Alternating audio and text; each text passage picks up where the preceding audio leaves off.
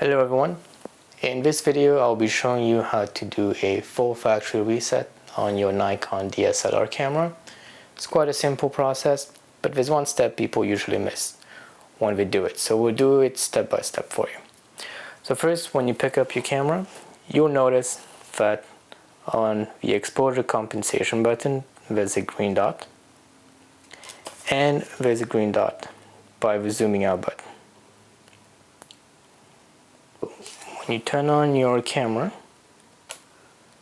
okay, you're going to press the exposure compensation button and your zooming out button at the same time, and when you look at the top LCD display, it's pressed here and you press,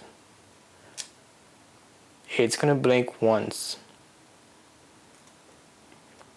When you see it blink, then you press menu on your camera, you go to the photo shooting menu, which is the icon that looks like a camera, and you select the first option that says reset photo shooting menu. You say OK, and then it's going to ask you if you want to reset. You say yes,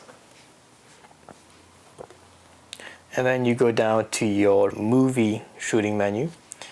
First option is going to say reset movie shooting menu. You say OK, and you say yes, and then you go down to your custom setting menu.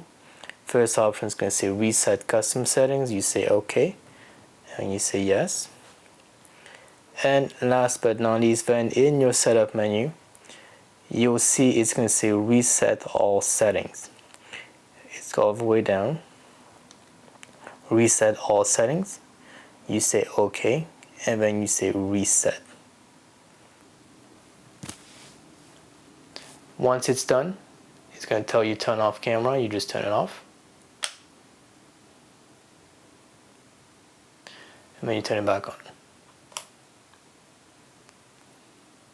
Once you turn it off and turn it back on, then the camera has been reset to factory settings. We hope that this video was useful and that you subscribe to the channel so that we can bring you more videos on how to use your camera.